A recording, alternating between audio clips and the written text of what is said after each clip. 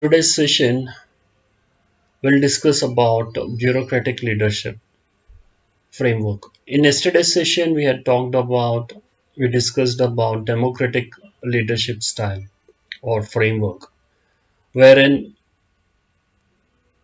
all the team members get an opportunity to discuss the resources, discuss the things with the leader. But what happens in bureaucratic leadership framework is it is strictly based on a set of rules and regulations. In bureaucratic form of leadership, all the leaders' duties or roles and the team members' roles are fixed beforehand, and they are expected to do or play their role. Means, unlike in democratic leadership framework, there is no provision for the team members to actively participate or to talk about an issue when it comes in democratic form of leadership framework in bureaucratic form of leadership framework. In bureaucratic form of leadership framework, each and everything is clearly mentioned, and they have to strictly abide by their duties or rules and regulations. There cannot be any scope for confusion in the execution of the rules and uh, rules. Now, since the rules and duties are prefixed after a thorough discussion at a higher level in an organization, the chances of not getting the work done are very very less. Definitely it's a very good framework, and it gets good results from the team members, but indirectly it again takes up a partial approach of autocratic autocratic framework, wherein the leader plays a major role. Here also, though the leader doesn't play a major role, but indirectly a leader controls his team members with the tools called rules and regulations or policies. Okay, and the main intention of uh, bureaucratic leadership becoming famous or popular is due to the fact that after Second World War, okay, there was a little bit of uh, disturbances in the organizational factors. Somewhere the other, the staff or the employees working in the industrial sector were not happy with the management policies. And in order to bridge up the gap between the staff and the management, they brought in the framework of bureaucratic leadership, where the rules and regulations were framed keeping in the necessities and for more focus on the rights of uh, the workers. And that's how this framework came into existence. But gradually, in the beginning, it was good because the issues were less, the type of problems they faced in those days were different, and those rules and regulations were framed keeping those situations in mind. But gradually, as things have changed over the years. There's a lot of change in the mindset of the people. There's a lot of change in the working conditions, and somehow most of the people will not be that comfortable when they are uh, asked or when they are supposed to be working under a strict rules and regulations. Okay, so the present modern generation mostly will be comfortable and a flexible environment.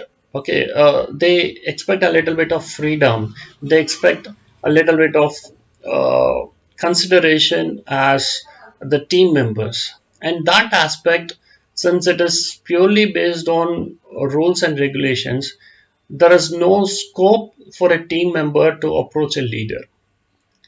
Okay, so here a leader will listen only if it is there in their norms or in their policies, that particular rule, then the leader will heed, the leader will listen to the issue. If it is nowhere mentioned in their policies, the leader will simply discard it. The leader will simply say that in our system we don't follow it. So there is a high chance that a team member gets dejected. Okay, why the team member gets dejected? Because he's not given an opportunity, and his mouth is shut, showing the rules and regulations which the company had been following. Okay, so this becomes one of the drawbacks why team members may not be that effective, and it may indirectly affect productivity also in the long run. This is one thing. Another drawback is there is a high risk or there is a high chance that the team members may be demotivated. Now, why the team members are demotivated in the sense, here the things are not taken into serious consideration. Okay, so when all the rules are fixed and team members come to know that we don't have any role to play, whatever there is there in the rules, only that work will do, other thing will not bother about. So what happens is it keeps a big full stop on creativity. So innovation, creativity, or taking a risk with a new concept, such a things, though it is a valid idea, it is a very good proposal. That proposal may never see the light of the day in the eyes of the leader. Why? In the first case, in bureaucratic leadership framework, there is no provision. Whatever is there in their books of rules and policies, only those things have to be administered, only those things have to be taken into consideration. And something which is innovative, okay, is put forward before the leader, though the leader may be interested, but again this bureaucratic leadership framework will stand as a hurdle in his way. He will not be open, he will not be ready to take up any decision as an one as an at that point of time.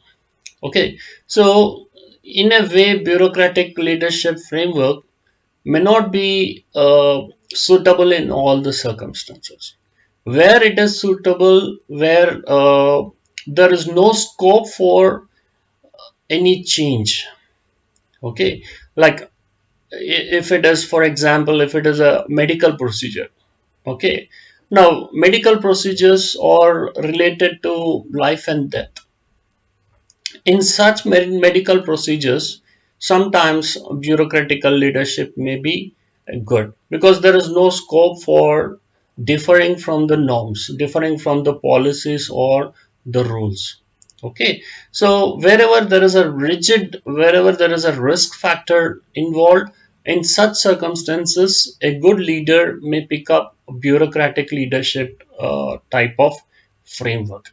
Okay, in the long run, after a company has developed its own corporate culture, it knows ins and outs of its staff, it knows where it can land in problem or where it had learned a lesson, a bitter lesson from the market. In such cases also, sometimes the company may be strict and they may not want to differ from bureaucratic leadership framework.